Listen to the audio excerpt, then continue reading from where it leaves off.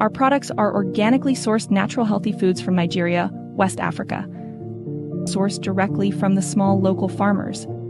At Naturalike, we believe what you put in your body and on your body can dramatically impact your health and well-being. Boost your energy levels and satisfy your cravings with a healthy dose of natural sweetness from our products.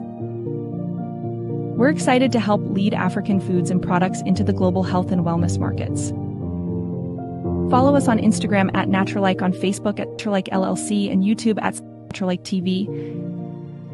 These organically sourced foods are available at our Amazon store, amazon.com/Naturalike. Email us at naturalikeproducts@gmail.com.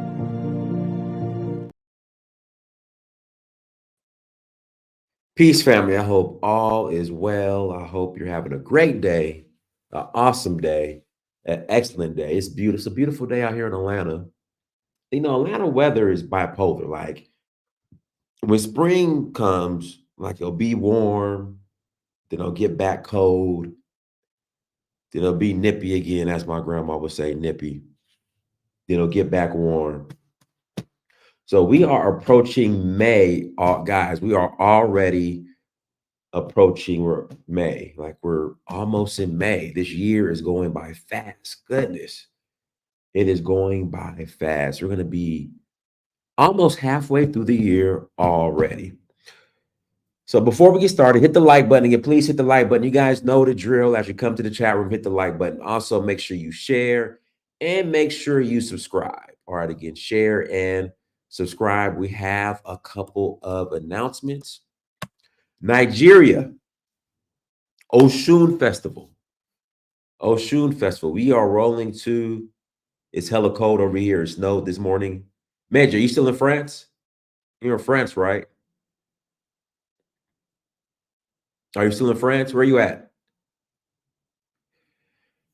Where are you located, Major? I forgot. I think you're in France. But we have 4 spots left. 4 spots left for the Switzerland. Oh, man, you gotta get the hell out of Switzerland. We have 4 spots left for the Oshun Festival. Again, we have 4 spots left for the Oshun Festival. Please visit danfo.africa. Again, please visit danfo.africa. That's DANFO.Africa. Again, that's DANFO.Africa to learn more. And we're also rolling to Zanzibar, September 22nd. That's August 4th to the 13th. I'm sorry. August 4th to the 13th for Nigeria for the Oshun Festival. Then we are rolling to Zanzibar, September 22nd through October 1st for Safari Blue. Come and join us in Zanzibar for Safari Blue. We will love to have you on one of our experiences. I don't like saying tours. I prefer the term experience. What do you guys prefer, tour or experience? Again, what do you guys prefer, tour or experience? What do you prefer? Let me know. Let me know. So today's topic, Chinese supermarket in Abuja, Nigeria, wasn't allowing Nigerians to come and patronize their store or come into their store. In essence, they banned Nigerians or Africans in general. So they got shut down. They got shut down. And there was actually an example, another story similar to this in, I think it was in Kenya. In Kenya, it was either an Indian restaurant or a Chinese restaurant in Kenya. Same situation. And I want to say they got shut down too. So shout out to Nigeria. Again, shout out to Nigeria for shutting them down. But so the news clip, it probably won't be the same news clip that I play. A news clip I was watching earlier on this story mentioned that there's an Indian school, East Indian school in Nigeria that only admits Indians. And it's like, how can you do that? It should be open to everybody. So in this case with the supermarket, I'm happy they shut them down. But in the case with the school, how can you only allow Indians into your school? But let's jump into the story. Yeah, Major, you got to get the hell out of Switzerland. Too too cold up there, man. I don't see how y'all. I don't see how you guys deal with all that cold weather, man. Like when it gets in the 50s or 40s, but when it gets below 50 here in Atlanta, I'm like, man, I can't take it. I can't take it. I'm like, I gotta get the hell out of here. Get to some warm weather.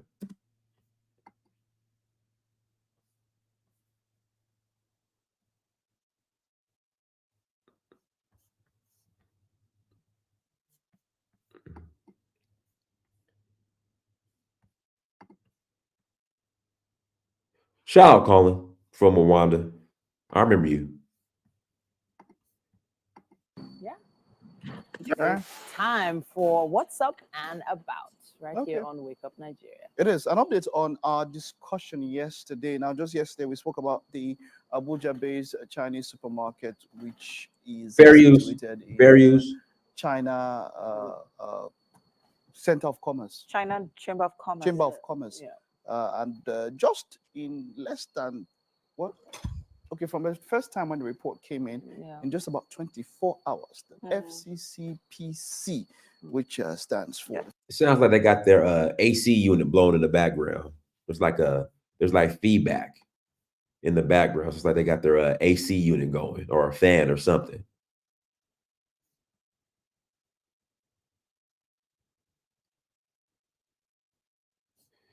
Yeah, you can hear the the AC going in the background. Like, we can't hear you. We can barely hear you.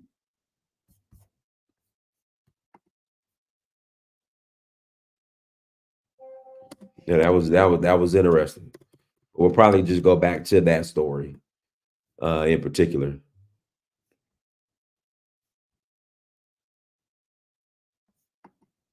Here are 5 reasons we stopped buying our meat from the grocery store and started getting all of our meat delivered from Wild Pastures.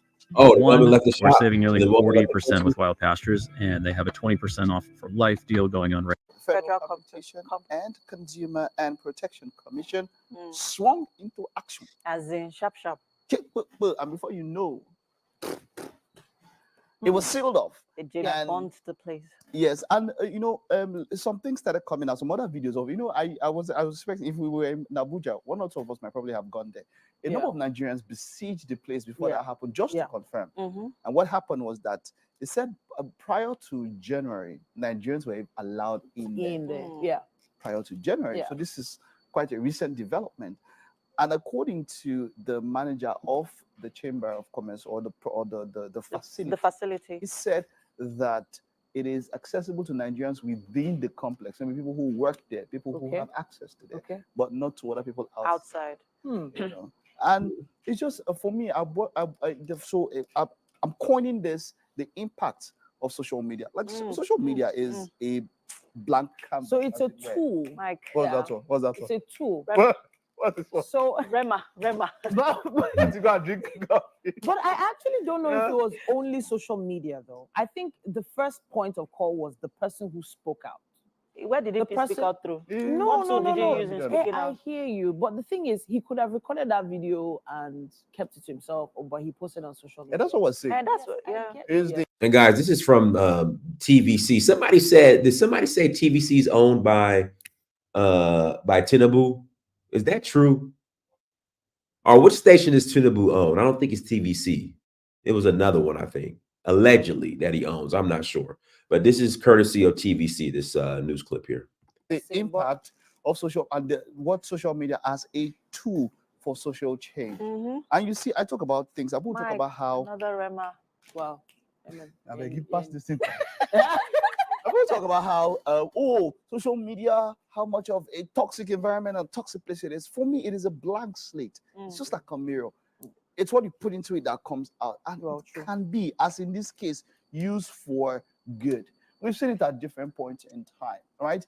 And this is big. This is big for me because it will now show that there was no official, there was no explanation that would really suffice in such a manner as to say. I mean, even if you put inherently Chinese stuff there, I mean, look at you. You eat anything. I eat anything. The other day, I sent them a post. What was that post I sent to you? Of a sea cockroach. Sea cockroach. Was ready to eat it. What? Sea cockroach shrimp. Yes, I eat sea cockroaches too. Or whatever, I do too. And we'll eat it. Nothing wrong with that. For the first time yesterday, I made mango sauce. What? Have you ever had mango sauce? I've never. That's how adventurous my palate is. So I will eat That sounds anything. good. I eat some mango sauce. Why not? Media. I want mango sauce. At this point. Yeah. But I wanted to comment on the fact that apparently, according to reports, Cindy Liu Bay, that's the owner of the supermarket, fled with her family. Yeah, she did. In the morning. That's it, Jackpot. So that was very questionable, in my opinion. Why run? Why not just respond to the questions? Why leave the other staff to now respond to the questions on your behalf? I just have so many questions up. And then, of course, in the comment section, you know how Nigerians are now. They threw all sorts of what's the term now? Conspiracy theories as to why she could have run. And we are not, obviously, it's a developing story. We don't have any details after that. When even ex-governor said they run. So why should we not go run? But why? So the irony of it all is the fact that there are actually Nigerians working there in the store, in the supermarket. Right. Yeah, if you had employed only Chinese, it would maybe would have even been a little more discreet. But then again, you cannot operate such a facility and prevent the citizens of in another country and prevent its citizens from having access to it. Do you understand? For whatever reason. Still going back to the impact of social media here. Mike, that's why I said spot on. I mean, we're grateful for, yes, social media has its advantages and it has its disadvantages. It has its pros and it has its cons. We've seen social media being used as a tool for social change. Over the weekend, there was a particular lady who posted a video of a man who was having a seizure on social media, calling for help. Okay. Unfortunately, they were trying to get help. They were stopping road users, other road users. Nobody stopped because, of course, everyone was afraid. They didn't want a situation whereby the man dies, in their care. So there was that lack of responsibility from, us as citizens. But she used social media as a I don't think that's. I don't know. It hasn't been confirmed. She called out to emergency centers. She called out to doctors. Unfortunately, after 5 hours, no help came, and sadly, this man died. Wow. Now, but she, still going back to the, impact of social media. We're grateful for it, and I'm happy that we are in a time where we can always also use social media to, propagate certain, issues, whether it is health, whether it is social, whether it is political, any sort of issue that is, that concerns us. We can use social media as that tool to propagate it and demand for the change that we want as a people. Guys, links in the chat room. If you want to call in and add to the conversation, give your input in regards to this development, click on that link and call in. Because even the incident, the incident I just mentioned, it calls to question the health Ministry of Health. Because how is it that it wasn't even happened in the West, it was along the express road. No emergency health center was able to come to this man's aid 5 hours later. The health industry is one industry that when they say don't let Nigeria happen to you, that is one major point. So I want to about that, and then we're talking about a brain drain. even if you want people who are professionals in a particular sector to remain and to stay and to work, some people even want optimal working conditions to do their job. I'm going to do another show on this, specifically on brain drain. I've said it before and I've said it again. I'm going to say it again. I feel as if there is enough talent in Africa to make Africa great. That's just me personally, but we'll speak on that on another show. Guys, links in the chat room. If you want to call in and add to the conversation, click on the link. If you want to call in and add to the conversation, click on the link. They want to thrive. The job so much that if you should just give them the optimal conditions, some might even do that. There's some people that won't do it without even getting paid for it. I agree, Mike. Let us create optimal situations. Like we've used social media to call out things like this. Yeah. We'll continue keeping on calling out for things that we require impact on and change on as soon as possible. Our health sector really needs a lot of revamp. And it starts from the kids. It starts from schools, starts from primary schools. It starts from homes, even just basic first aid classes, just first aid drills, even within your family space, in your family unit, knowing what to do if someone is in a particular state, what to do in case of fire, what to do in case of any situation you find yourself in. We have to find a way to use this same platform, social media, to start putting out the right type of content to teach people. Yes, I agree with you. And I really would have to give kudos to a couple of people who are very, very intentional with how they use their platform in education, because it's also a tool for education. Right. There are a lot of people. So when that incident happened, a few people used the platform that's on social media to promote, to teach people on how to do CPRs and how to treat a case of seizure. All right, guys, links in the chat room, The store has been shut down. The owner of the store has fled the country, went somewhere, I don't know. Someone said in the chat room that the store was burnt down during the SARS uprising, which was what was that, 2019 or was it 2021? In SARS? I think that was that 2019 or was that 2021? Or was it 2020? Somebody said it was burnt down during the InSARS uprising. Well, guys, links in the chat room. If you want to call in and add to the conversation, please click on the link. If you want to call in and add to the conversation, please click on that link and you can call in and add to the convo. Also, real quick, I might do a show on this. Another sister was killed by her young boyfriend in Ghana. So I'm thinking about speaking on that, doing a show on that, but part of me is like, I don't want to.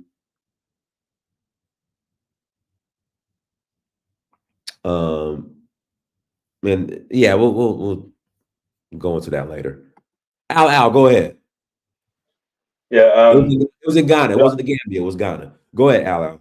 Yes, brother. Yeah, the best show again ever. Thanks for exposing the reality. The truth out there. Yeah, this has been happening in the continent, but sadly, as I said the last time, we still have brothers on, this so-called YouTube, going out there spreading propaganda like racism did not exist, and it's gonna come to their homeland and it's gonna bite them. The same thing that they're doing to you in their country, they'll bring it to you in your ancestral home. They will actually, treat you the same way. You go on. I'm warning these guys that got this platform out there claiming that. Say that one more time. You're going in and out. Say that again, Al. I said, I'm yes. I said, a lot of brothers out there. Can you hear me, Dynas? Yeah, I hear you now. Yeah, I went out. Go ahead. Yeah. There are a lot of brothers out there on YouTube going around claiming that racism does not exist. This Chinese or the white man, being racist is just a myth, right? They're claiming this bullshit. But the reality is, it's gonna come to their ancestral land, like what you're exposing now. They will bring it to your doorstep in Africa, and they will treat you the same way that they are treating you in their country. When are we going to learn that these people a lot of the things that they do to you in their country, in a way, is an experiment, and also, they have already planned things before they do it. These people don't just do things for no reason; they pre-plan it. So if they can come to Africa and open a store and ban it from going in the store, what else they won't do to you? What would be the next step? That's my question, Dennis. Yeah, I mean, but see, if it were the other way around, if these were Nigerians not allowing Chinese into their Nigerian shops in China, oh, no question, they would have been arrested, shop shut down. Yeah. Yeah. So I'm glad that countries like Nigeria aren't tolerating this. But then, out loud, did you hear about what happened in Liberia? No. So this white missionary tries to kill his black Liberian mistress by slicing her throat. Oh. He got off. No. Yeah, he got off. I don't know what the hell Liberia is thinking. Yeah, what, he left the country? No, he went to court and everything, and they found him not guilty. He got off. Oh my God, that is disgusting. I'm sorry, to the listeners, but that is totally it's unacceptable. Wow. It's the same thing, Dinus, in Sierra Leone. I don't know if they got the Lebanese embassy back in Sierra Leone. It's a good example. And now he's on his way back to America. Oh no. So can you imagine what he's going to go to America and do to black people? Well, he's from America. Yeah. Well, if he can come to Liberia and do that, can you imagine when he returns to America, how he's going to be like? Can you imagine some of these white missionaries, that come to Africa, under the Christianity banner? Because we always bashing on Islam and the Arabs. I agree, they actually are. Some of them are awful, they're terrible. But some of these missionaries also that come into Africa to spread Christianity, with their own hidden agenda, right? So this is crazy. It's the same thing that happened. It was similar. I think Sierra Leone, we learned from this a little bit because of the war.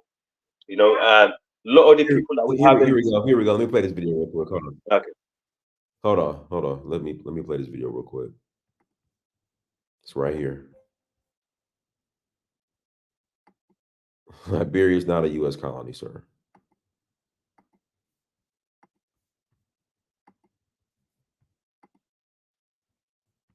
So this is the lady he tried to kill.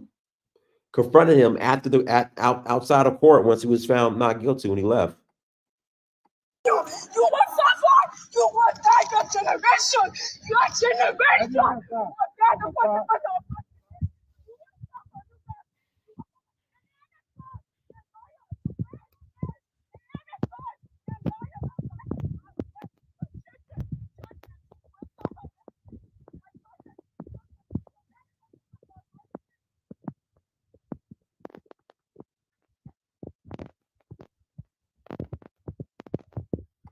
Drives off,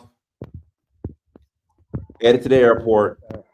PTV Liberia, we're here at the Chamber of Justice where the court, criminal could be just brought down a non-guilty verdict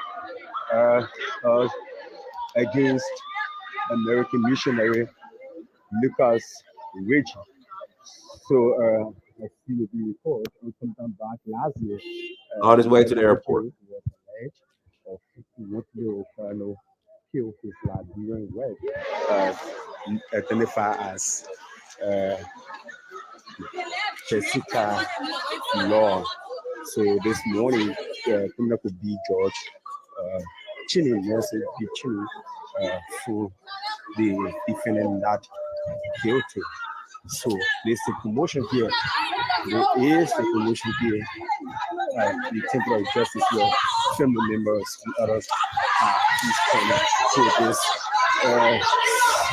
uniform the judge of the criminal court.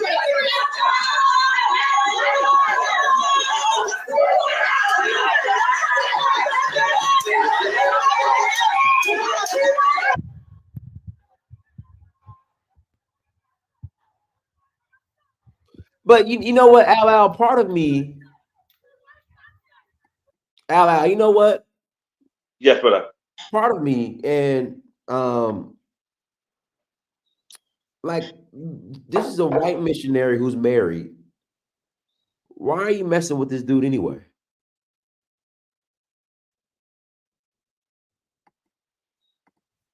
You there? Yeah. I'm here. Yeah. I mean, God, what? Yeah. I'm just saying, like, he's married. Why are you messing with him in the first place? Exactly. It's right now my blood is just boiling, Dynast. You know, honestly, it's just hearing my people screaming, you know, and my sister screaming. It's just thing that happened to our people in Sierra Leone when the war happened. Those Lebanese that had people working for them, Sierra Leonean locals, they took them back to Lebanon with them. The way they was treating them, because there was documentary showing how Lebanese treating Sierra Leoneans in Lebanon. You know, we was like, these guys can never return back to Africa. But they slowly came back. But since they came back, they have changed their ways. It's because of the approach that we took. But it's the same approach other Africans have to take towards these people coming to Africa. The locals have to look at it differently. If you rely on the government dealing with these people, nothing is going to happen. We, the locals in Africa, need to look at these people on the side, with the corner of their eyes, and say, look, we don't trust you. You can come here and make, open your business if it's going to benefit us, but don't think we trust you. Don't think we'll make you feel comfortable living here. We have to have this mentality. This is why I always said this, I'd rather have an African American, coming to Africa than any other person coming to the continent. Now, if some idiot out there think, the white man or the Chinese will be the better ally because they bring in the dollars, in the long run, if they think that's the best interest for their people, then I don't want to be with them. I don't want to live with them. Because we know, going back to the history, they always do the same thing to us. It's a slippery slope. It's funny because me and my wife watching this video now, Diners.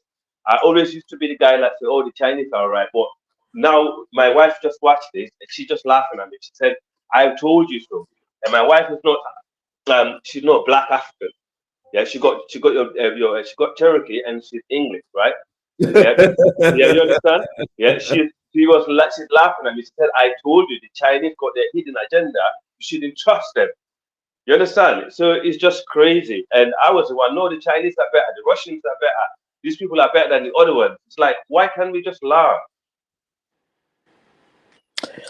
Let me read this real quick, guys. Let me read this real quick. Yeah, we're live. Let me read why he was acquitted per the court. Hold on. Court acquits American missionary on trial for attempted murder. Jessica Lloyd Leff confronts Lucas Richards far right as he leaves the Temple of Justice, escorted by his lawyer, Eric Marleau, after he was acquitted by the court. The courtroom of Criminal Court B was a scene of grief and disappointment after Judge Nelson Chinne acquitted an American missionary, Lucas Richards, who was accused of attempting to murder his Liberian wife. Yeah, but he was married in America. So he had a wife in America and a wife in Liberia. Attempting to murder his Liberian wife, Jessica Lloyd, in September 2023. Wow. Chinne, who presided over the case as judge and juror, said that throughout the entire proceeding, the prosecution neglected to produce the criminal instruments that were used in the commission of the crimes charged, as well as the pieces of evidence that are capable of supporting allegations and or charges in the indictment. It is the holding of this court, considering the facts, circumstances, and laws controlling the defendant, is hereby adjudged not guilty of the crime Chinne ruled. The defendant is hereby ordered discharged from ever answering these charges and is bail bond ordered, if any, return the judge for the rule.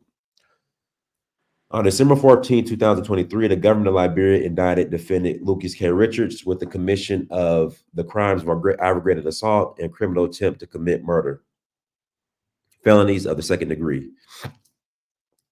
According to the indictment on September 14, 2023, the defendant herein injected and dosed the private prosecutrix, okay, Jessica Lloyd, with an unknown substance with the intent to abort her 3-month pregnancy.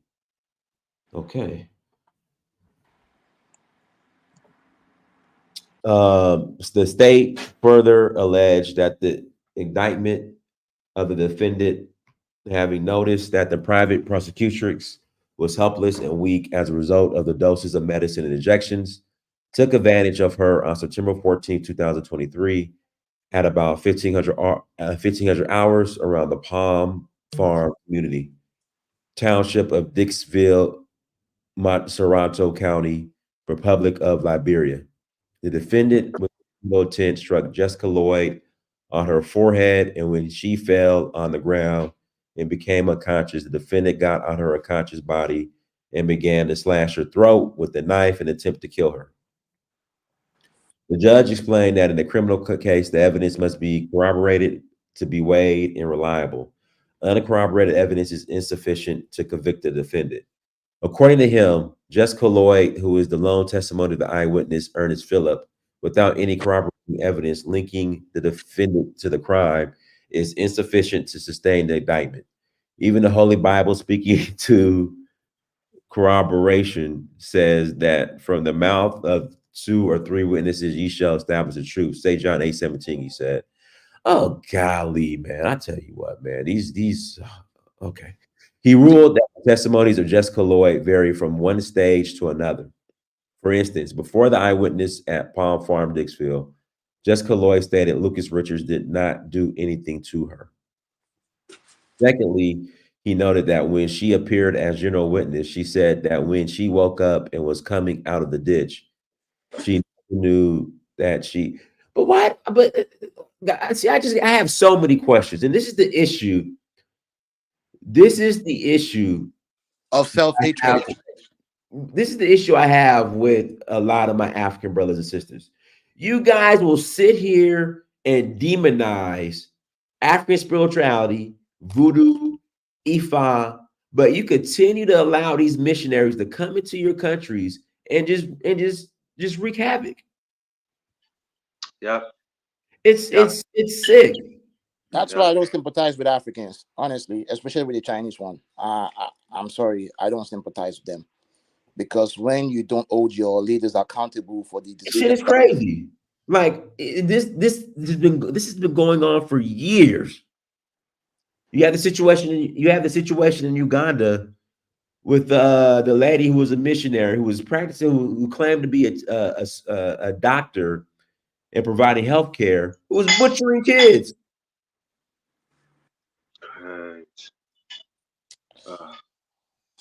Until we start holding our I don't. Yeah, listen. I'm not. Don't troll in the chat room. I don't know. Brown skin, honey, dripping 7. I don't know who you are. Okay. If anyone is trolling on this kid, Dynasty, need to block them. Yeah. I don't know who you are. Yeah, this is too sensitive. Yeah, I mean, it's just. Yeah, that's why I just want to put that out there, because she's saying, Dynasty, you still think I'm good. I'm not gonna read that stuff, anyways. But yeah, you allow. Oh, so Yana. Oh, hi, Yana. No, but don't play like that, Ayana. Don't play like that. But yeah, it doesn't make any sense. These Africans will still defend these missionaries in this religion, but will tell you that voodoo, Ifa is evil. In fact, I gotta do a whole separate show on that. Yeah, I agree on that. This is the reason why, me and some of my brothers always exposing the other side of, our religion, Islam, the extreme side of it. But I mean, we spend more time talking about Islam, how, how destructive it has been towards Black people. But the other side, we always forget to talk about these missionaries who are still coming in. Basically they're using the white supremacists to come into Africa under that missionary banner. It's always been happening. We know that. I don't think that will ever change. But our Christian brothers we need to hold them also accountable, to look at, and start looking at who's they actually housing and who are they actually entertaining to come into the into our neighborhoods, you know, to set up these churches and exactly, religious worship, you know. exactly. Yeah. So it doesn't matter how we complain if we don't hold these people in position of power accountable by every means necessary. It will keep happening, because the problem in Africa today is that these leaders know we are not going to hold them accountable, that nothing is going to happen to them. African people are the only people that the traitors in their communities are allowed to live among them. Yes. So, and even talking about the Chinese one, right? If you go onto Instagram, Nigerian pages and blogs, right? You will even see most Nigerians saying, "Do Nigerians eat Chinese? Do you eat Chinese? Why are you worried if they don't want you to come in there?" So even the mentality of the Nigerian, the African youth itself, it's just crippling. Yes. They, and again, that's why I always say, when you look at nations like North Korea and Russia and China, whereby they guard, what they let their citizens see or are exposed to through social media and things like that, whereby they only have their own social media, they don't let Facebook and all these people things interact with their citizens. I think that needs to happen in Nigeria too, because Nigeria is just the place that everything can just influence the youth. Everything coming from everywhere. Yeah. So there's no sense of loyalty coming from the for example, the Nigerian youth. No. And that is why. Okay. Yes, you're right. I mean, my brother, you're very right. You see, Nigeria is a very important country for the black population in the world, and I do get involved a lot into Nigerian politics for two reasons. Because I have my tribal kinfolks in Nigeria, and also, as I mentioned earlier, the number one reason is a very important country for the black people, you know, in the world. It's the biggest black population in the world, and as Diners always promote Nigeria, is a very, very the potential is great, right? And things are going on, you know, that we can see is happening. It's going to happen one day. But, you know, while it's happening, we want it to happen for us, not for the outsiders, right? Because we know Exactly. some, Hold on, you pause know, right. Let me yeah, interject right there real quick, right? And that is why, one of the things like, Sheun Kuti, right? Fela's son, has been preaching this, and I caught on to it that he's right. That one of the issues of African people is that we are not class aware. Like, okay, if on the global scale, you as an African, you are the low totem pole, that you, anywhere you go in the world, you're automatically at the bottom. Why would you want the people who relegate you to the bottom in the global market to come into your society and also give you the same treatment? It's because Africans are not class aware. yes, they are not. And We're not also, aware of, like there's class, like you have to protect your industry, you have to protect your elites, you have to bring more money from outside into your community, not the other way around. right. So, Cosmic, do you think Nigerians are not patriotic enough? That's what causing the problem. I think. I am Yeah, Nigerian. you know Let what? me answer that question. I am Nigerian. Let me answer that question. Go ahead. We are patriotic, but we are just tired. Because Okay. if you come from, I came to the United States June 27, 2008. So I lived in Nigeria for a good 18 to 19 years. I came to America at the age of 18, 19. And me, for an example, I'm still very passionate about Nigeria. But it's just that, you see, the British, I don't know, man. They just did that country so well, man. To the point that the average Nigerian citizen is confused. And Do there's you, do also you, the do issue you think the British, sorry, do you think the British are that bad compared to the French though? Let's look at it in a different angle. The British are just much more insidious and sophisticated with their own evil. Right, okay. For example, with one I know now, I know that the creation of Nigeria is a trust. And the constitution of Nigeria is a trust indenture. So anybody who calls himself a Nigerian president is actually a trustee. So if Nigerians keep calling themselves Nigerians, they're actually calling themselves employees. But that's another conversation. But the way these people, they took their time, the way they just did Nigeria was just so marvelous that right now we are just so confused. Yeah. You also have to remember. Yeah, Dennis, what do you think also? Do you think they are patriotic enough? Oh, they're patriotic, you said? Yeah. It depends who you speak to. But I would say, as far as the diaspora goes, Senegalese are probably the most patriotic Africans that I've met. Nigerians, it's hit or miss. Like you'll either get some that's patriotic, some that absolutely hates the country. And Nigeria is the country of many nations. It's the country of many nations. And right now, even the Yoruba nation right now, which I am part of, right? And I'm agitating for a Yoruba nation because we have to understand that Nigeria is not the creation of our ancestors. Nigeria, hold on. Dynasty Mirror does not support the views of Cosmic Chaos. If you're watching this, I do not support the views of you don't have to support me. I do not support an Oduduwa Republic. I do not support a Biafran nation. I don't support a separate Yoruba nation. I don't support it. Go ahead. What's wrong with Thank you, Dynast. Thank you. What's Thank you for making that clear. We're one Nigeria. We're one Nigeria. No, see, Thank you. Dynast. See, I am not against one Nigeria. I just believe that in order for us to form a one country, we need to go back and reshuffle each nation first, then come back together. Because you have to understand, Nigeria is not our creation. So as long as we did not create Nigeria, is who creates it, who's going to control it. Nigeria was not created to work. Nigeria was created to be a profit nation for England. A working Nigeria means that England is losing. An organized, okay. Chaotic. I mean, just listen to what you just said. You have just contradicted yourself. Myself. Yeah. And this is a problem. So, looking at what's happening, like what Dynasty is highlighting, for a foreigner to come in, they'll look at this division. They'll be like, these people are dociles. They're just jokers. They don't want their country. They don't know what they want. So why would I respect them? If you don't respect yourself, you don't love your own people. Why would you expect the love from an outsider? But Yoruba nation existed before Nigeria. Yes, most nations existed before Nigeria. Okay, listen, right? So Cosmic, the Yoruba Nation Oil Empire also included Benin Republic and Togo. Do you want to take that back over too, or look? See, this is not a first thing. That's what I'm saying. Like, we should just leave it the way it is, because again, then it becomes, the Oyo Empire, which is Yoruba Nation at one time, controlled parts of Benin Republic, President Benin Republic, and Togo. So should we just claim that as well and take that ways around over? that? There are ways around that, Dynast. There are ways around that. It's the system of government that matters. It's the system of government that we choose that matters. And whoever who wants to get into the nation or wants to be part of the nations can be part of it.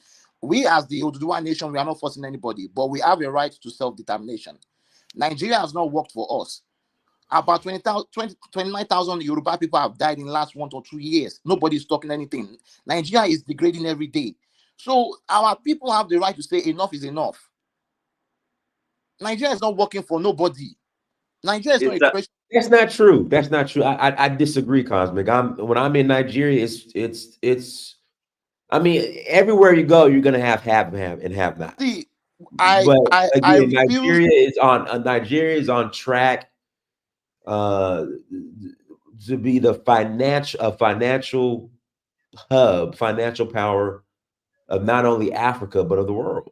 Do you know, for example, I really believe that. In fact, Cosby, do you see the way with the Dangote refinery, since it's been refining petrol and diesel and jet fuel? You see how much prices are coming down? Wait to just regular standard gas. See, to me, that is nothing. If Dangote is not hiring gas, to me, it's just bullshit. Oh gosh. You know what I'm saying? See, I refuse to accept this mediocre system for Nigeria and my people. This is not us. We are way better than whatever is going on in Nigeria right now. We are not supposed to be here at all. So I'm not going to accept a mediocre system for my country and my people, because I know my people are very brilliant. I know how intelligent and how genius my people are. The real geniuses in that country are not getting opportunities. Lagos, for example, is not even owned by Nigerians; it's still owned by Britain. Oh golly, don't start this. Don't start. No, it's Abuja. It's Abuja owned by Britain. What's it called? No, it's not. It's not. All right. See, I can bring out the proof for you. Maybe next time when I come into the show, I'll bring it out for you. No problem. But I'm just saying, man, the only way we can do this is without bloodshed in Nigeria.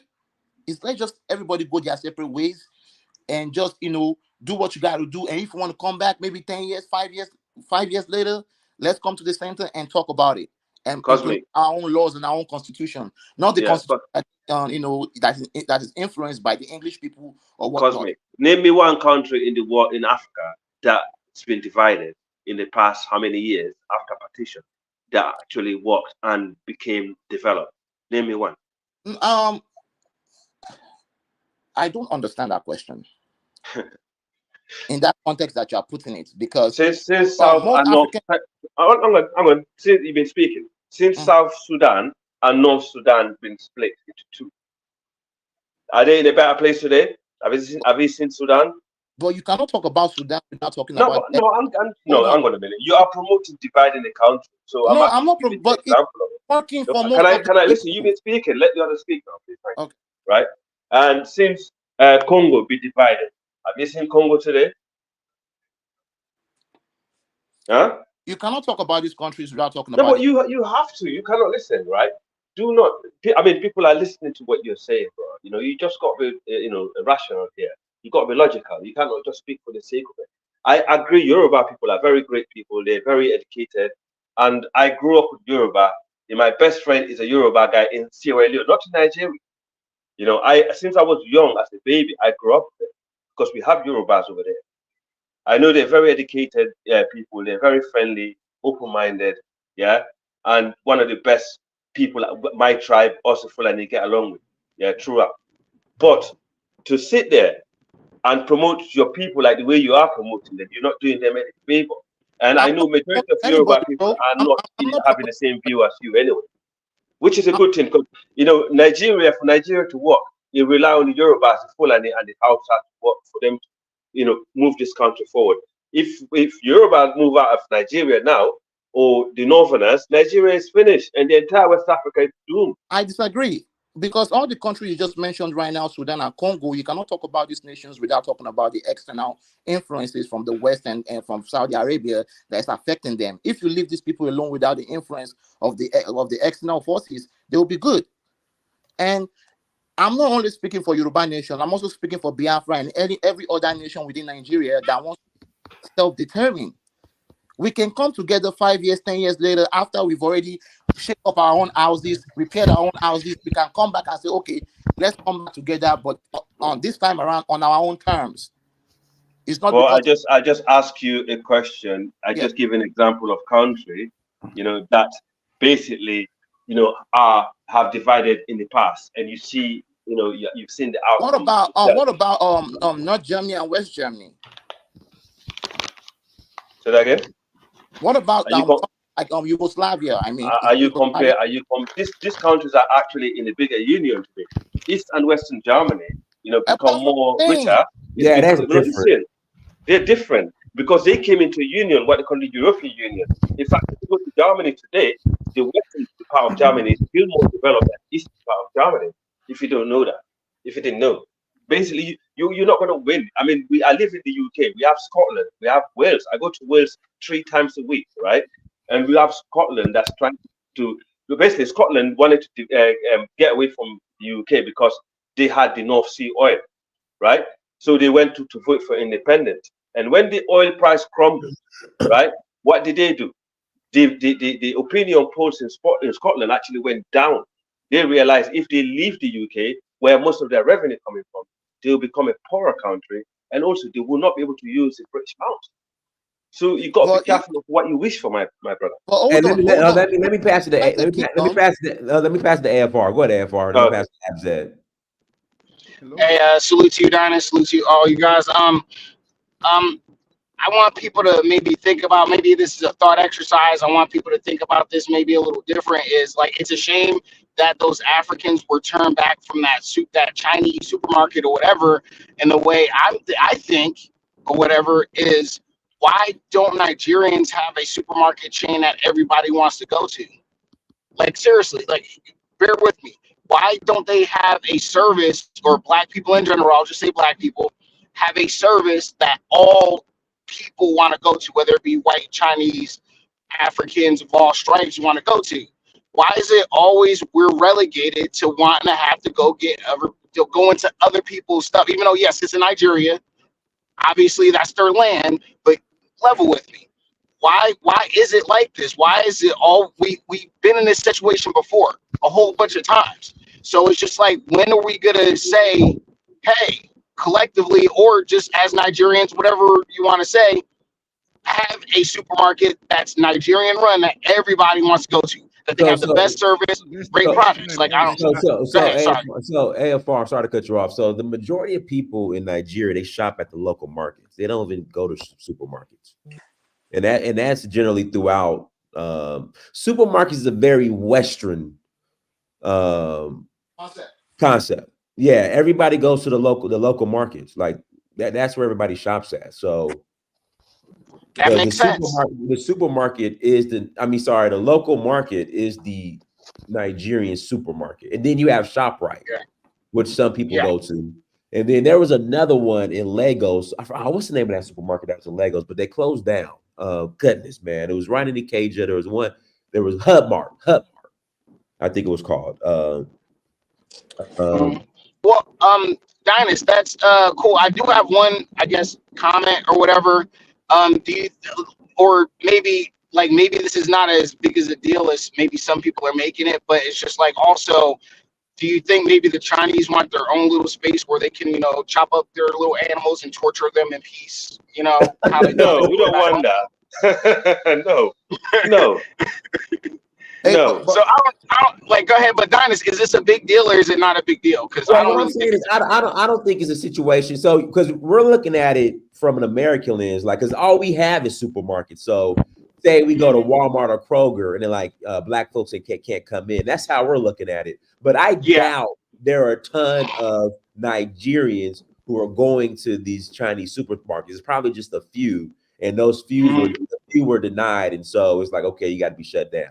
But yeah, I disagree. More Nigerians go to the supermarket more than y'all. I disagree. All the Nigerians I know, they shop at the local markets. That's most African countries, not just Nigeria. Most African countries.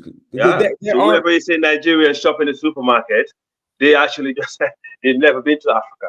Yeah. Don't even waste your time on that, Dynast. Don't waste your time on Yeah, that. because the thing is, like, there aren't a lot of supermarkets. Like there's not a high concentration or number of supermarkets in these African countries the same way there are here in America. Hey, Dynast. Yeah.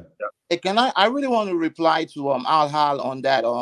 Okay, go ahead, and I'll pass it to Abzed. Right. Because when Al was talking about that United Kingdom, Scotland and Wales and Ireland and Britain, exactly.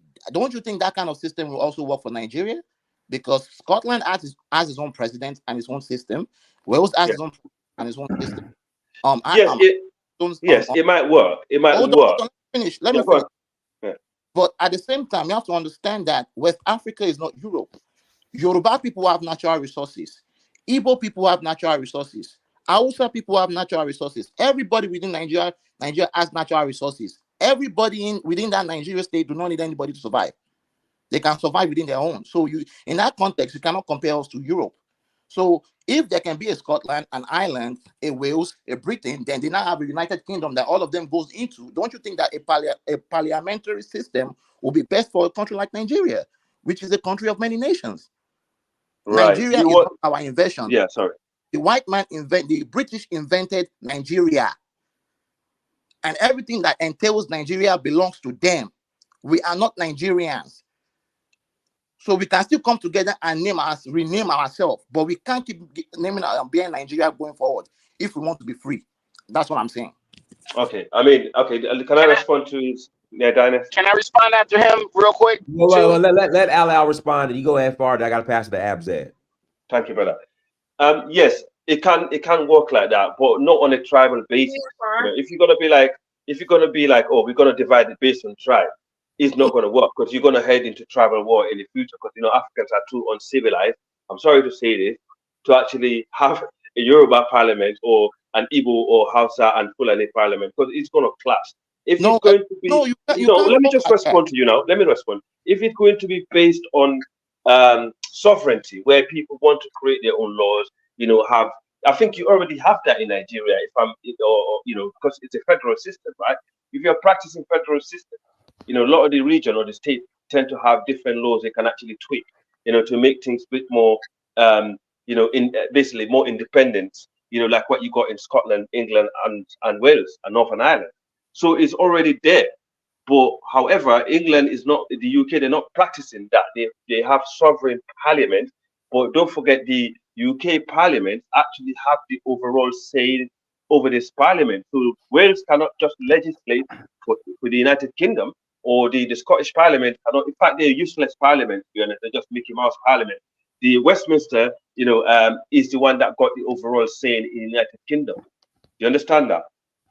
See, one thing you're also you're not putting into. No, but do you understand? Westminster have the overall saying in the United Kingdom.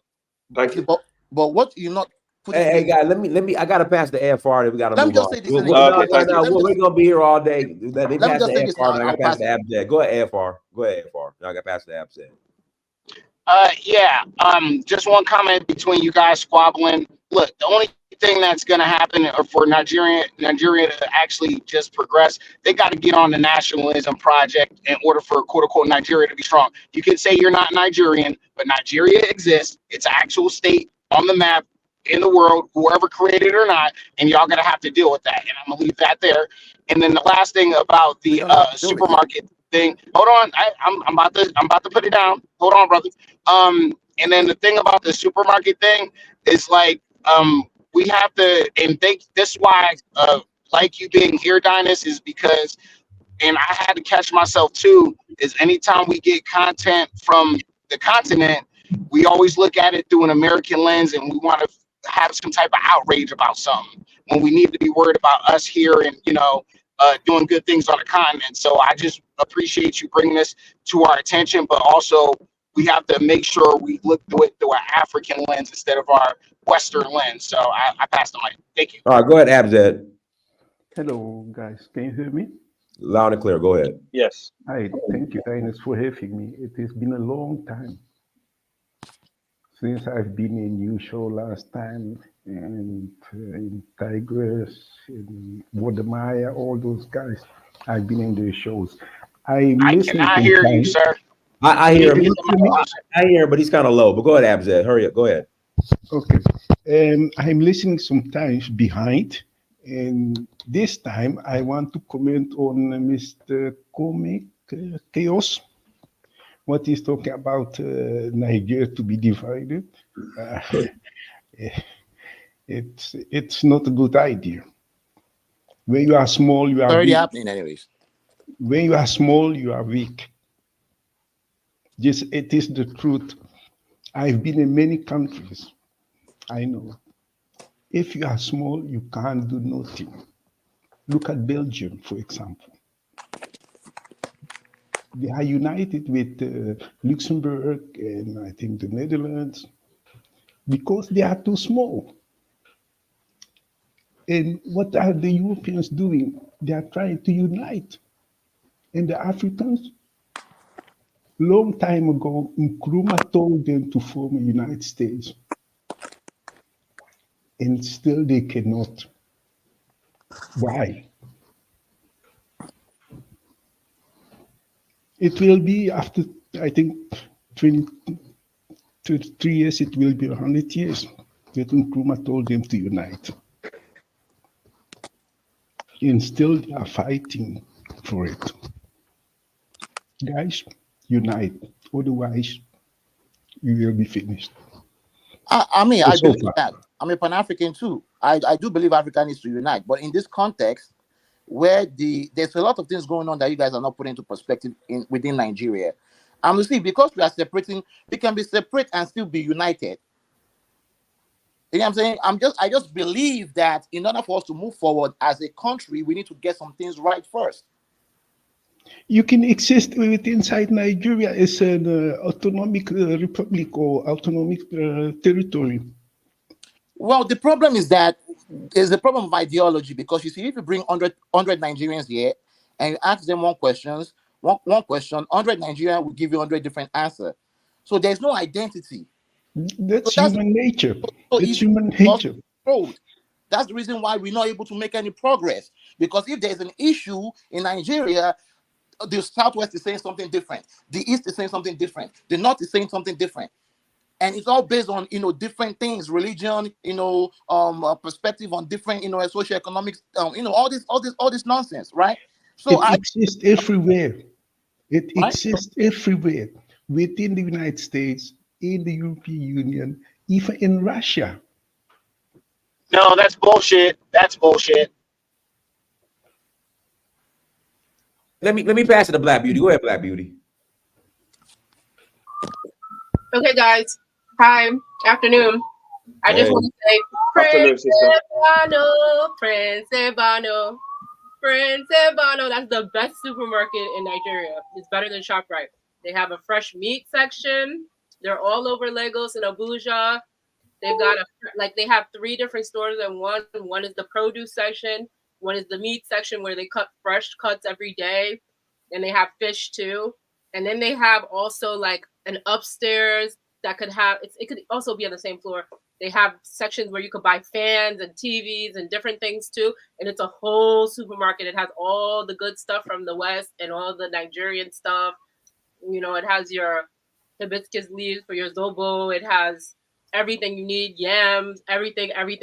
That is the supermarket that ordinary Nigerians go to. It's all over Lagos, all over Abuja. And it's called Prince Ebano. It's started by a gentleman named Chukuma. I think that's his name is. Oh, the Black Beauty, define ordinary Nigerian. Like everyone on this panel. Like all the Nigerians on this panel. Right. For example, you can go in there, you'll see people from all tribes, and it's not expensive either. It's not like ShopRite. ShopRite is a little more high priced, and you can only find it in those big malls. But Ebano is like, there's one on Amiralty Way. There's one by my house on Kaboye. There's another one by my man's house in the mainland. There's in Abuja. I mean, anyone who can afford to shop, it's just like going to the market. It's not super expensive. It's way cheaper than ShopRite. It's a little more expensive than being outside, but it's way cheaper than ShopRite. You can get Here we go. Dennis, can I speak? Here we go. Nah, most Nigerians don't go to Ebano supermarkets. It's too expensive. Hold on. Wait a second. How come when I'm in, people can say what you want? See, here's another problem in Nigeria.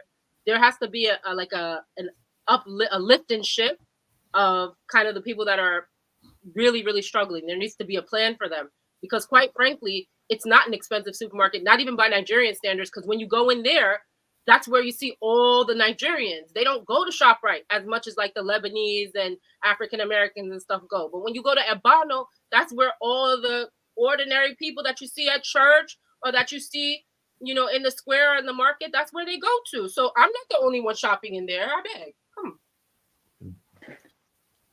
Dennis, can I speak? Go ahead. I'm gonna pass it to TT Oluwa. Go ahead. Anyway, it's a nice supermarket. So go to Prince Ebano. I'll check it out next time I'm in. I'll check it out. Go ahead, Abzad. Regarding the supermarket, in Nigeria, they don't need Chinese supermarket. There should be Nigerian supermarket. If a Chinese comes to Nigeria, he has to go and shop there. Chinese must not come with their supermarket to Nigeria. If you are going to a country, you don't bring your supermarket. So, and to Mr. America, Mr. America first, I don't know if you've seen the guy who was saying that in America we have a lot of problems. We have state law, county law, city laws. This is what I'm saying. There are differences everywhere in every country. Yeah, but you're using American system as an excuse, and it's not. You're not presenting. No, it's not an excuse. It's not an excuse. It's not an excuse. I just want to prove that there are differences in every. It's not the same conflict, sir. It's not the same nature of the conflict you're talking about in Nigeria. It's not the same. Not the same, exactly. Let's take, for example, most popular country in the world, Belgium. They are very small. They are the capital. They have the capital of the European Union. But what do they have? They have problems, language. They wanted even to divide not so long ago. Yes, we can read it on the internet. All right, let me. Well, we're just gonna disagree, but go ahead.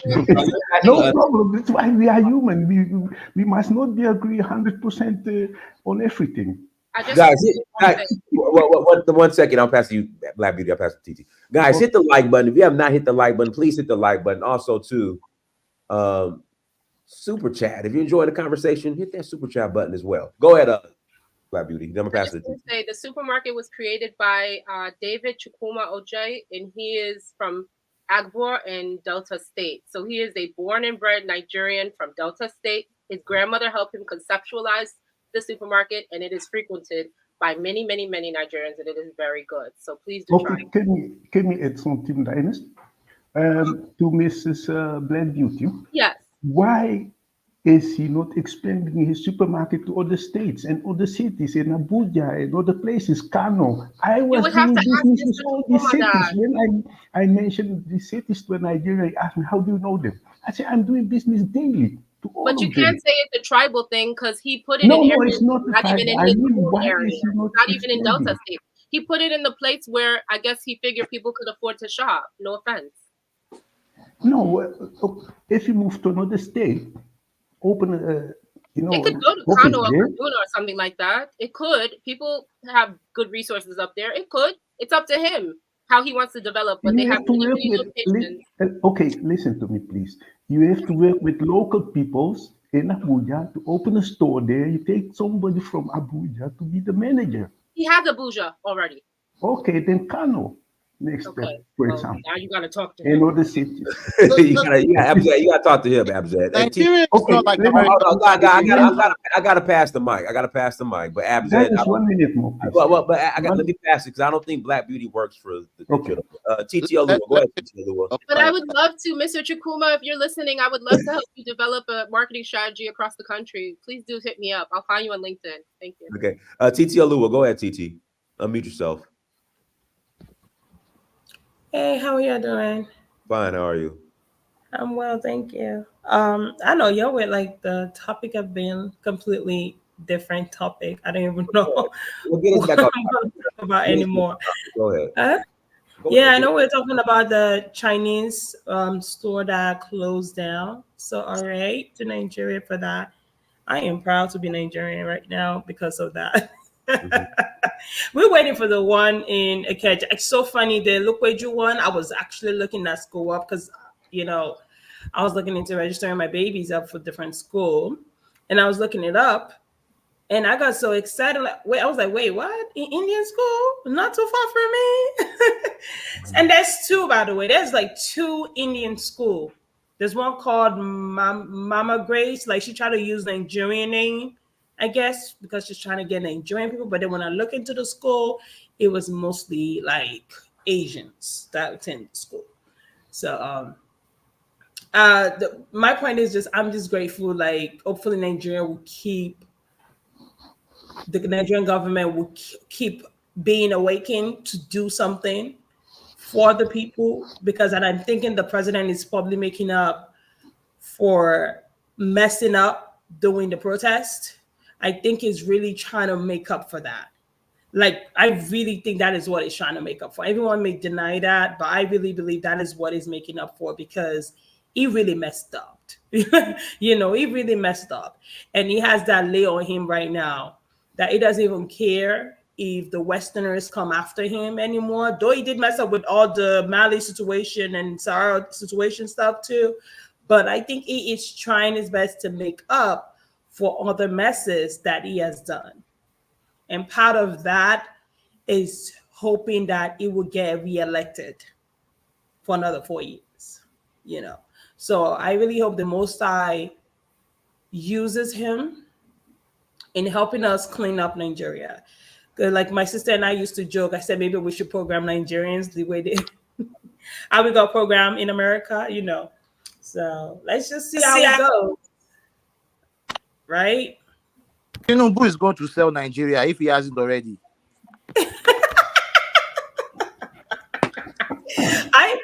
I honestly, I cannot deny it. Like Nigeria was fair. Nigeria was they already sold Nigeria because you see, if I am the Europeans, Nigeria is a country that will make sure it never succeeds. And I'll keep putting bad leaders in there, bad leaders in there, bad leaders in there, bad leaders in there. They've been doing it for the longest now. Why would they put good leaders when they are the ones that want to do it? Because why would they do that? Because the day we start understanding that the creation of Nigeria was for the profit of England. So in order for England to be profitable, Nigeria needs to be useless. Because if you are organized, you would need all your natural resources. You will need all the things that is going to England. Because so Nigeria. Do you think Nigeria is the only country in Africa that English people are profiting from? Do you think Nigeria? No, hang on. Hold on. Do you think Nigeria is the only country in Africa that the English people depend on? No. But we have our own story. This is our own story, and your story is just 1% of African story. So stop exaggerating it. Okay, all right. The reason why is Nigeria, like they target Nigerians. There's three main tribes, okay? Yoruba, Igbo, and Hausa. Okay, those three main tribes. Under those three tribes, everyone else dispersed down from that tribe, okay? And these three main tribes, if you go to Cameroon, you will find them. If you go to South Africa, you will find some lineage that were born in South Africa, not like they are the Zulus or whatever. Let's extract them. You will find someone from that lineage of Igbo, Yoruba, or Hausa. Okay? If you go now back to all the other section of West Africa, and even the Congos, DR Congos, that will tell you, we are related to Igbo people. So everyone else is an extraction of those three main tribes. Okay? So being that we are those three main tribes, we are very, very, when I say that our tribe is extremely powerful, when we are talking about apart from Ifa and all the everything else, let's exclude that. Our voice, our tone is very, very powerful. I'm not saying that every other Africans are not important. They are very, very important because they are part of this stuff. We are all part of it. Okay, let me tell you an example. When we're playing, anybody that have, I'll listen something, anybody that have their eyes will see. When we're playing the soccer game, all of a sudden, some people now went to the soccer game. All of a sudden, they decided to block away let me tell you, they took away the electricity because I'm in Nigeria. So they took away the electricity throughout the soccer game whenever Nigerians are playing. During the soccer game, we're supposed to play finale. All of a sudden, everybody started showing up and aiming for them and saying, you should, we can do it, we can do this. Behind the back door, we don't really know what is going on. Listen, anybody that have eyes will see. All of a sudden, they decided when that final game now happened, okay, they now decided to block away most Nigerians that came there to come and cheer for the team. All of a sudden, okay? They wouldn't even sell them the tickets. Let me continue, right? All of a sudden, Nigerians were playing completely weak. The people that are playing very, very well, all of a sudden, they were not playing weak. Why? Why is that? Because they know what power we held and what power we hold, to be more precise, excuse my English. You get what I'm saying? They know the power of the people within this country, the tribes within this country, Irobo. I'm not even excluding the Benin people. I'm not excluding them at all. But let me even tell you what is even more powerful is the interactions we have within each other. You know that Igbo Yoruba interaction. The way, like they talk about like tribalism. Like Igbo people have been in Yoruba land for the longest time. They make the most money. Yoruba people don't even mind. You find Yoruba people in Igbo land too. The way we even interact with each other. Yeah, go ahead. Yes. Do you know how we are very honestly, all the people here that are creating nature and that tribal, this is only on the internet. I live here in Lagos. My mom, okay, she owns a shop in Lagos. Okay, the shop that she owns in Lagos, Yoruba people have shop up and down, but the way she interacts with them, she's a Yoruba woman now, and it is the Hausa people that are working for her, and they don't even mind because if you go to their village, they even don't stop there. Okay, so they even the Hausa people that are here, all here in close to my 12 and everything. Exactly. We get that. Like I was like, there's a lot of Hausa people here. Why are they pushing the Yoruba out? I was asking that question. And the man that is in charge, I'll call him, he's in charge of that area. Okay, one of the area boys did. I said, Kavila, don't worry because, excuse me, I told my name. But he said, don't worry, okay? this is normal. You know, they use don't worry. You know, it basically tell me so cool. Like, don't worry about them. There's no really tribal war. What is clear? How would you say that Hausa people are the one ruling us, quote unquote? Listen to me, they are ruling us, but they are stealing their children. Sorry, not the Hausa. Take that back. The Fulani. People always say it's not the Hausas. The Fulani are strangers in Nigeria. Among us. The Fulani are like Nigeria. What did you say? I said the Fulanis are the strangers in Nigeria. It's always been Yoruba, Igbo, Hausa, and everybody in between. Then the Fulani came, and the British gave them the power, and they just destroyed all our potential because they were bringing Islamization. They wanted to Islamize the whole of Nigeria. Thank you. And turn us into what Kano and Kaduna is today. But thank God that did not happen. So all of us, minus even the Fulani now, are even part of Nigeria now. Even their children themselves, they are saying that, look at, man, we don't want to, with all the killing that is going on, that we don't want to do anything. We want to be part of this country. They are trying. Everybody are trying to be part of this country because they know the power this region holds. They know the power that it holds now, and no matter where you go, it's not about pride. It's not about anything. I wish we can really focus on our future generation as a country, because that is me. I'm always about the future generation. But I really, can I ask you a question? Yeah, go ahead. What do you think about Oduduwa Republic? Oduduwa Republic? Yes. What I said is I'm not supposed to be talking about it, but what I say for me personally, I believe that the name Nigeria needs to disappear. Thank you. I agree with that. You should rebrand the country. Exactly. But we will not be able to rebrand it if we don't separate first. No, I don't believe in separation. I don't believe in separation. No, we are not separating from each other. We are separating from Nigeria. We are not separating from Igbo or Hausa. We are separating from Nigeria. Imagine someone made a comment. They said there's three countries in Nigeria. Okay, we have literally it's 3 countries in this country. We have anyway. Can I say something if you don't mind? Yes. Okay. I happen to be a Fulani and from the far west. From where you call. Yeah, that's right. I happen to be a Fulani from the far west, from Sierra Leone. But our ancestors are from the Senegal, where you call Senegal today. But we happen to be the tribes. I don't know if you heard about the Manding, right? The Manding tribe, the Mandinka, the Manding group. Yeah, we derive from those groups, but we happen to have more admixture. If the Europeans really wanted to destroy West Africa, this will be the group that they will be primarily target, because this is the group who created not only one empire, 2 empire, but 3 empire, and also became part of the 4th empire where you find northern Nigeria today, because that be the Borno. That's a lie. That's a lie. That's not Fulani's empire. That's Hausa's empire. That has never been an empire. We've been part of. You were never part of Borno. No. That place was all Hausa empire. You invaded Borno. You invaded Kano, Borno. Fulani been in the Lake Chad. If you listen to me, Fulani has been in Lake Chad from the 7th, 11th century. So I don't know how far you know about the northern Nigerian history, because the last time you mentioned the Umayyad dynasty, you said we came through Africa through the Umayyad dynasty. Was Morocco, that area. That was the Umayyad dynasty. Yeah, but they came in later. But all I'm trying to say to you is, they have also, just to debunk one thing that you just said, the Hausa were already Muslims before even the Fulani, or the different type of Islam they was practicing to what down Fulani had, right? Okay. So let's just get these things right. So anyway, this is why most of the Fula that you find in Guinea-Conakry, when they do their ancestral DNA, they will have like probably 5 or 10% Hausa or Kanuri, even though they've never been there.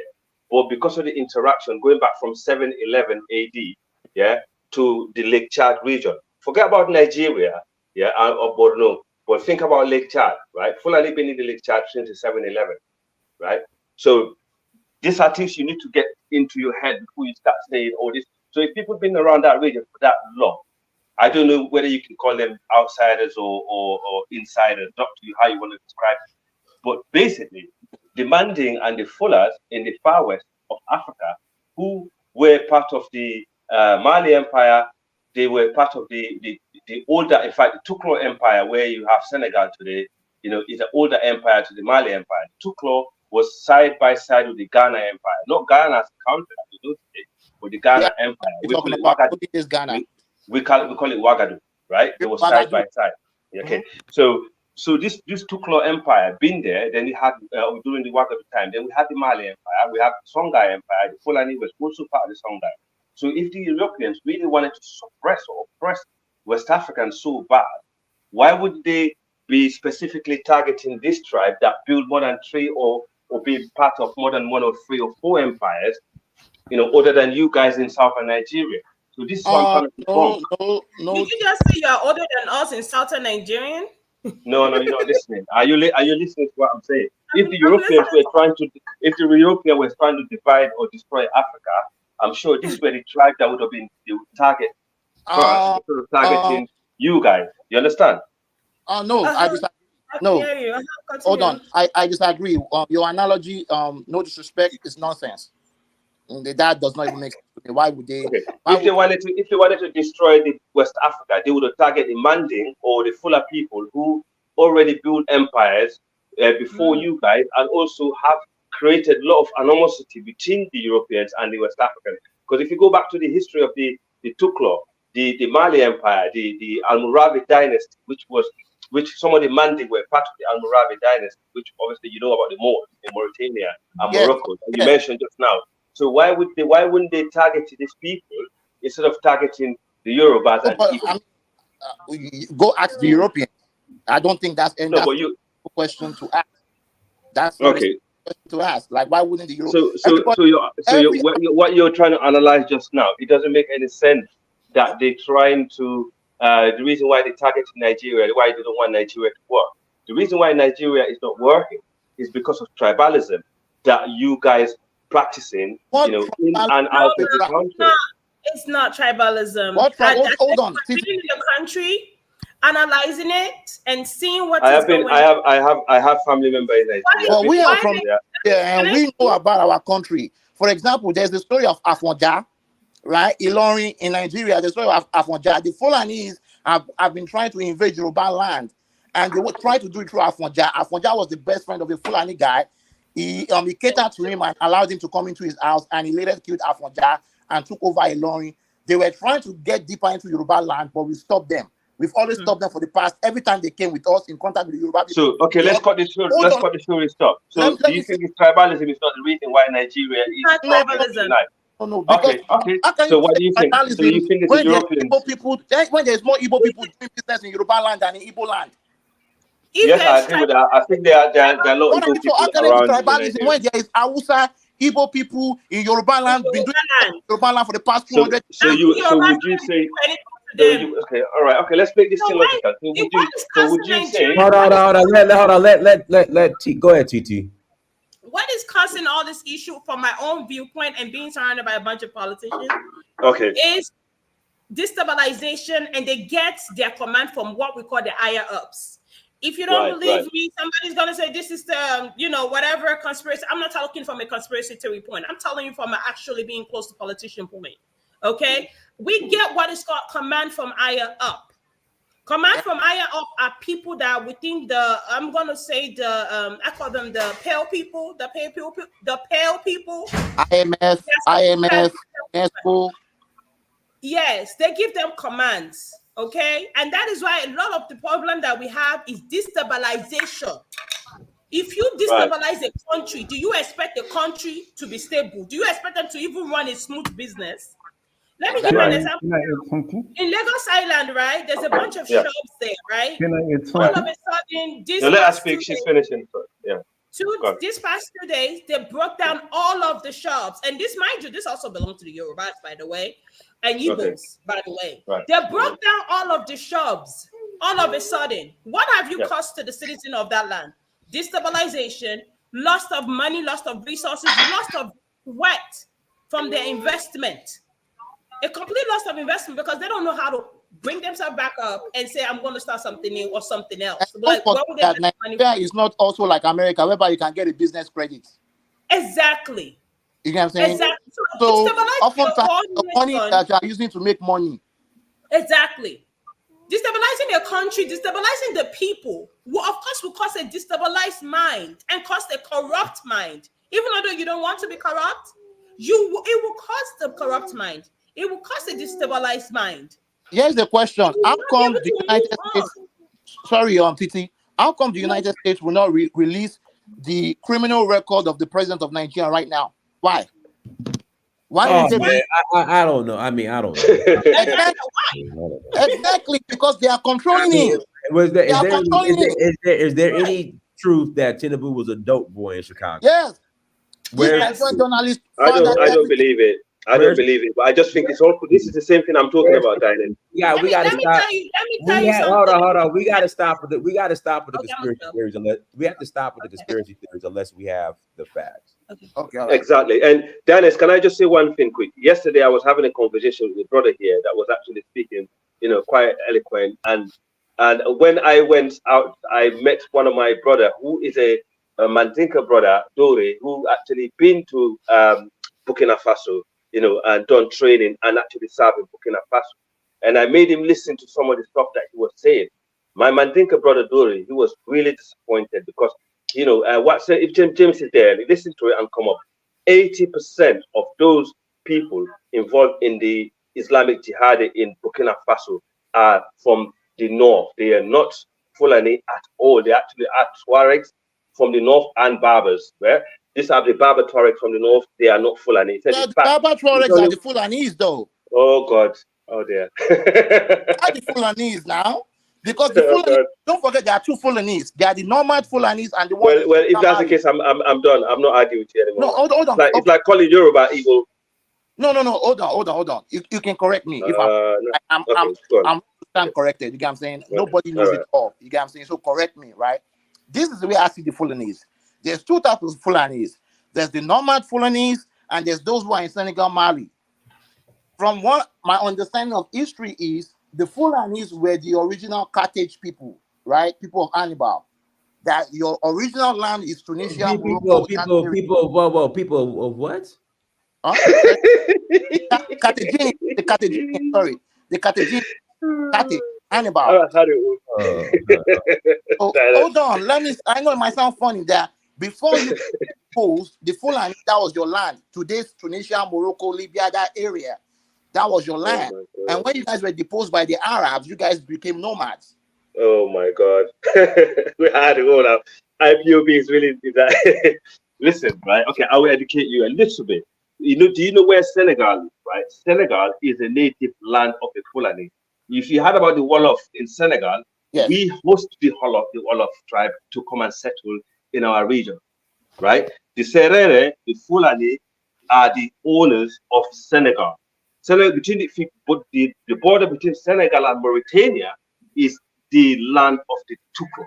Now the Tuklo are the original Fulani. They are the ones that you see back. Do you listen to Baba Mal? Have you heard about Baba Mal, Macky Sall in Senegal? These are the Tuklo Fulani. The Tuklo Empire is the oldest empire of the Fulas in West Africa, documented. I just mentioned those empires. So we do have Fulani that have admixture with Barbers, just like other tribes in the region. But these are Fulanis who mixed with the Berbers, which probably have like 10% or 5% Berber admixture, right? And some Fulanis are also mixed with the Kanuris and the Hausa, and that actually brought that light skin texture, to the west, to the dead west. Because I mentioned Lake Chad just now, because we traveled from Fouta, where Senegal is, to Lake Chad. We brought this admixture backward and forward, and also we have about probably 5% of Fulani who happen to be the Bororo Fula. These are the cow Fula with that hat, like the cowboy hat you see in Nigeria. These are very tiny percentage of Fulani. These are the ones that tend to bring the admixture backward and forward because they move around. They're semi-nomadic. Not all Fulanis are actually cow Fullers, by the way, which you call pastoral. Nomads. Okay, yeah. So the Mandinka brother, that's what he was telling me earlier. He said the pastoral Fullers in Burkina Faso, he said it's only about 1% of them that joined the Islamist jihadists with Al Qaeda in Burkina Faso because they became jobless and the land became dry, and then obviously the insecurity, so they had no job. Then they joined. But to say that watching James would say 80% of these people were Fulani, he was just shaking his head because he's served in Burkina Faso. He was trained in Burkina Faso. He's a Guinea military personnel who actually, you do different kind of training, which is like mixed martial arts and karate and stuff like that. Because I spoke to him, and today, he was quite shocked because I sent him the video also. So you guys, you got to be careful what you're listening to, who you're listening to, and what is their agenda. The reality is, you guys in Nigeria know nothing about Fulani. You just seen them came, Exactly. That's why we told you they are strangers in Nigeria. You need to learn. Honestly. But we do know that you guys came to Islamize Nigeria. We know that before there was no Fulanis in Nigeria. In that area, it was Hausas, Igbos, and Yoruba, and that's in Nigeria. In the Sahel, where Nigeria Republic is. In Nigeria Republic, they call the Fulani the people of the West. But I am saying that's still upward north. Yes. I'm saying that when you're coming down the north, it's always been in the area of Nigeria, which is southwest, which is they've never been. No, they've never been. That's also true. Part of the north. It's always been Hausa, Igbo, and Yoruba, and everybody in between. That was a different nation outside that storyline. Yes, they're not found. They're not found in the far down, further down. They are from the west. They are people of the west. All right. So that's west. In Senegal, when you see Senegal, is the ancestral home of the Fulani. Just leave it there, right? But anyway, okay, no problem. Okay. But so this is what we are trying to tell you that. Hold on. Yeah. This is what we are trying to tell you that when the British were coming, right? At the same time, the Fulani too were conquering the Hausa people and Islamizing them. No, so they did not conquer the Hausa. Listen, Fulani never conquered the Hausa. The Danfodio came there to change the type of Islam that the Nigeria were following. Who asked him to? Did the Hausa people tell him to migrate? The Hausa peasants seek help from him because they were slaves and been killed and been tortured. 90% of Danfodio. No, 90%. 90% of Danfodio military guys, it's foot soldier were Hausa. They wasn't Fulani. You need to get this fact right also. But anyway, let me just learning my history. Thank you. But also the Fulani that you mentioned just now, and I'll name in Guinea, we have 3 military barracks, right? We have 2 military barracks. I apologize. That make Guinea secure. Out of all the problem that we have in the Sahel, Guinea is the most secure country in the Sahel. That's because of our ancestors, Alpha Yaya Diallo and Samori Toure. I don't know if you heard about Samori. I am not disputing that, but that's let me just finish right now. We are talking about Nigeria. These are the people that fought. Can I finish? They fought the French and the Portuguese with the last bullet out of West Africa. Physically fought them and they lost their blood against Europeans. I believe that. You get what I'm saying? But we are not talking. And let me just say, and Sheikh Umar Tal, who later married Danfodio, the great granddaughter, he was one of the guys that was disrupting the British military and the French military barracks. They made them sit in a hot fire, in a hot bed, to the point they wanted to give up power soon as possible. But they actually had a negotiation where they actually would stay a bit more longer and have some kind of deal. And they used the Sierra Leone Treaty to actually betray the French, to leave Guinea alone. So these are if you talk about Pan-African, so for us, Kwame Nkrumah doesn't even count to us in Guinea. In Guinea, it's Alpha Yaya Diallo and Samori Toure are the people that we talk about as the real Pan-Africans who actually fought with their last blood and they spilled their blood and died in the hand of Europeans, liberating West Africa from Europeans. So just be careful how you choose your word, my brother. Okay. Can I reply? I got one mic. Let me pass it to St. James. Go ahead, St. James. Hold on, you're not gonna let me reply? Yes, St. James. Thank you. Come on. I'm sorry.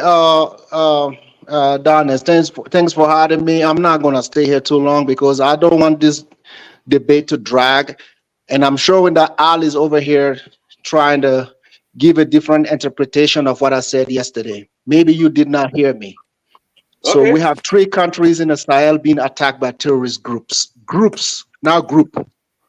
So whatever is going on in Mali could be a little different, slightly different than what's happening in Burkina. I told you yesterday, more than 80% of the people attacking Burkina Faso. I didn't say Niger, I didn't say Mali. I said Burkina Faso, they are of Fulani tribe. Understand? I'm trying to make that clear to you. The same thing is happening in Nigeria. Listen, I just want to bring that clarification to you. That's a lie. All the people doing the killing and bombing in Nigeria also Fulani. So okay, so I'm trying to bring that clarification to you. You just said you spoke to a brother who's from Mali. Like that's what you said, right? No. A Guinean brother who served in Burkina Faso, and he was training in Burkina Faso. He said, "Okay, I would be glad. Maybe not today. Maybe not today. No, listen. I don't know what it means. Dynast, if you can allow that to happen, please bring that brother. We can have a different show on a different date. So we will bring listen, all the names of all these terrorists we kill in Burkina, and the one we are still looking for. If you go by the name, you will not see no Tuareg in there. I know the Tuaregs. They live in my country. They come from many of them came from Niger. Don't forget, our previous president was a peacemaker in the Mali situation. This was a Tuareg situation. I know the Tuaregs and I know the Fulanis. So don't get that mistaken. The people attacking Burkina Faso out of Fulani. You're lying. Okay, so listen, you are Fulani, right? Don't let the argument drag. Can you tell me what Fula? What does it mean? What does it symbolize? Does it mean? I want you to tell me the meaning of Fula, because I'll tell you the meaning of Yoruba. Okay, go ahead. What does it mean? It just means it's the name of the tribe. That's it. That's all I know. And I'm also. So I'll tell you an example now. There's each tribe. There's a name why they categorize themselves as such. Okay. What does the Fula mean? All right. What does it has a meaning? Does it mean a group of individual people that came from a particular? Yeah, they're from the Sahara. Most of them are from the Sahara. People of the West. People of the West is what you call them. People of the West, I would say, because that's where we came from. We came from northern Senegal, where between the border of Mauritania and Senegal is exactly our ancestral home. We was there before some of the tribes that you see in Senegal today. And we were there a long time before other tribes. We always existed there. We actually have welcomed different groups of tribes in that region. And also, people are always mistaking some of us that have a different admixture to the Tuareg, which I know St. James is doing now. No, I'm not doing that. I can just go by the last name, and I will be able to differentiate. Give me a last name of a Fulani. Give me a last name of one Fulani. Diallo. Yeah. Is a Fulani or not? Diallo in Burkina Faso. Burkina Faso Fula don't have such last name. I'm asking you, is a Diallo Fulani? Yes, but Fulani in Burkina Faso. So why are you asking me that question then? No, but you know, everybody know Diallo in the world. It's the most common Fulani name, right? You're lying, St. James. Honestly, you are misleading here. Because Diallo, Burkina Faso Fula don't have. If you ask the West Africans, right? If you ask the West African, if you ask a West African in the Sahel, if you ask a West African in the Sahel, Diallo, if you cannot trace Diallo to a Fulani group, then you stole that last name then. You've been caught out lying, red-handed. You don't like it. The finish, yeah. The Senegal, Fulani in Senegal don't have Diallo. You know what Diallo is? Okay, as Fulas. I never knew that from my own historical search. Right. Honestly, because Fulani don't carry Fulani in Burkina Faso don't carry the name Diallo. That's how I know you're completely lying, bro. It's completely fallacy. The thing is, Fulani in Guinea are the one that carry the word Jallo because of the word Jalon. So in Burkina we don't have Fulani that carry the name Jallo. I'm lying. Different Fula. The Fulas you got in Burkina, they are not the same as the Fula in Guinea. Okay, what last name do they carry in the Sahel? What last name do they carry in the Sahel? One mic. I don't. So say James, what are you trying to say, James? He asked me for a name, I gave it to him. But that's not the Burkina Fula. I say James, hold on. So say James, what are you trying to prove with No, I don't understand your question anyway. So because a lot of people talking, I remember I was asked a question to give a name, and I given the name, and he said they don't come from the Fulanis, which doesn't make sense because the dialogues. If you ask, maybe listen. If it's talking over me, like if you ask the people in the Sahel, you don't have to ask me. Ask the people in Mali, Nigeria, and Burkina. Dialogue derived from which tribe? They will tell you without hesitation they are Fulanis. So if he says no, yes, then that's true. Well, I mean, why are Fulani names, but the Fula in Burkina Faso don't carry these names. That's what I'm trying to say. I'm not saying all of it, so I don't get your point, though. Okay, what tribe was Thomas Sankara? Sankara wasn't not even 100% Fulani. You know that, right? I know that, but what okay, then. So why are you bringing Sankara then? It was a mixture of different tribes. What is that? What tribe was his dad? Sankara was half Fulani, half something. I don't know. He wasn't, but he wasn't 100% Fulani. Half Mosi, half Fula. Absolutely. I didn't want to bring it because I wanted you to bring it. No. Half Sankara, yeah? So is Sankara a Mosi last name or a Fulani last name? It's not a Mosi last name. Sankara don't come from us. I'm a Mosi tribe. Sankara is not Mosi. So Sankara is half Fula, his dad is Fula, and his mom is what? Sankara, again, Sankara is not Mosi. No, boy. Okay. Can you Google it now, Amirdynast? Can you find out what other tribe Sankara Bro, carries? I'm from the Mosi tribe. It's not Mosi. Sankara doesn't come from Mosi. I'm not okay. I'm just giving an example of it, right? Okay, then. So Sankara's dad was Fula, but you know, in Africa, if your dad is Fula, that's the last name you carry. So I'm asking you again, St. James, right? Because he came. So anyway. Let's just move on. Bro, if you don't respect, listen, the stats are there, right? These are not my stats, right? The people that we encounter in our countries, the people that we encounter, not St. James encountering them, the people, even the NATO forces, they will tell you these are all Fulas, you know, and they will tell you. All right, okay, that's fine. They will tell you themselves. Let's move on. But so don't come here. Listen, don't come here trying to take. Okay, hold on. Let me put Abzed. Go ahead, Abzed. Go ahead, Abzed. Oh dear. Abzed. Okay, I guess he left.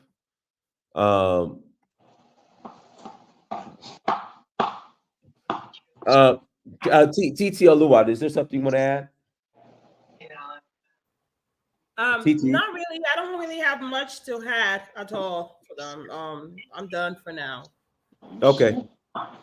All right, guys, we'll start closing out. Say, James, what would you like to share in closing? Say, James. I don't have much of a closing to say because I was just trying to make the record straight because Al just uses his time to lie on people. You know, I know you say he's from Fula tribes. Unfortunately, you know, some of his people are bad hombres in West Africa. He has to acknowledge that. If you come on the west side of Africa, where we live, a lot of people know about the Fula, a very untrustworthy people. He knows that. You know, I don't want to bring it to him like that because I don't want to sound like I'm a tribal. I want to be tribal, but no, we don't trust these people 100% on the Sahel. No. Thank you. All right, go ahead, Alan. St. James. St. James, like last night, he came up. The reason why he said, you know, he have animosity towards Fullers, he said because the Fullers do not want to be ruled by other people, you know, by the Dogon and the Mosi. Now, St. James, you've forgotten the Fulani were part of the Mali Empire. You forgot what was the downfall of the Mali Empire. You don't trust the Fulani, but the Mosi were the people, the infighting Africans who built an empire right beneath the Mali Empire and destroyed the Mali Empire. And the Fullers came there during Sunjata, you know, to defend the Mali Empire. And they've been there for years. And you belong to the largest ethnic group of Burkina Faso. I do not know how many, you know, president of Burkina Faso that is actually came from your tribe.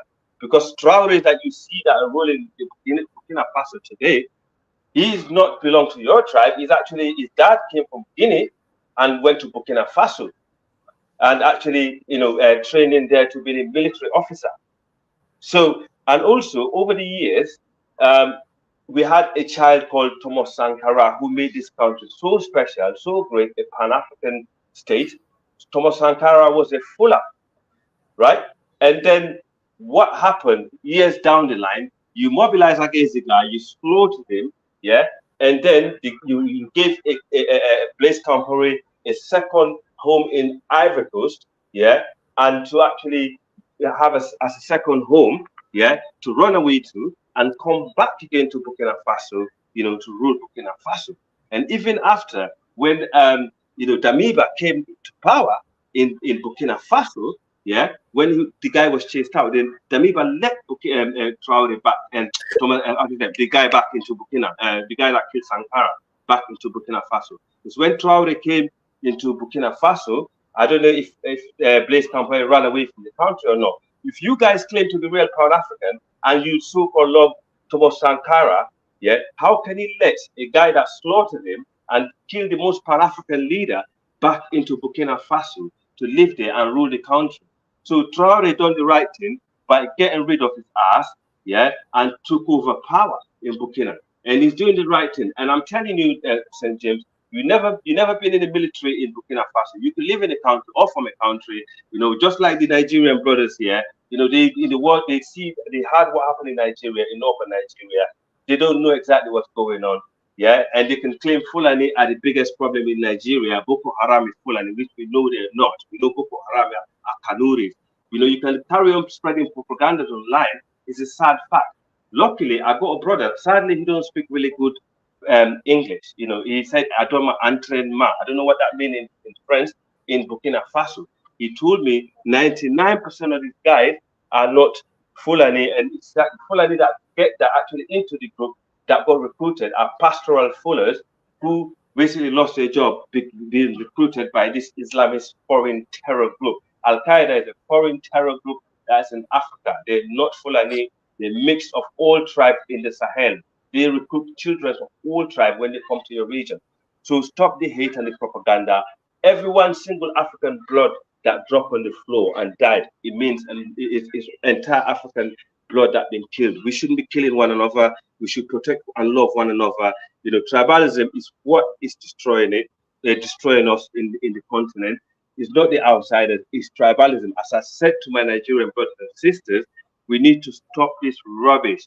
Tribalism is killing us. Jealousy, hate, and basically revengeance will always come and hunt us down. We need to stop it. Fulanis are not enemies of Africa. They have defended Africa from Europeans from the get-go. They have probably 2% of the group that move around with cows that cause them trouble, but majority of Fulans are settled.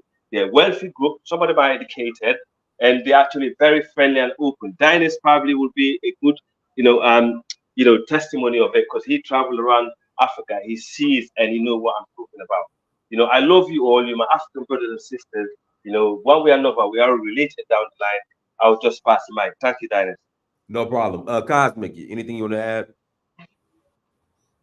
Cosmic, you there? Okay, we'll close out. Everyone, thank you for joining. Like, share, subscribe. Until next time, family, Dynast Amir, search for Haru. Peace. Thank you, sir.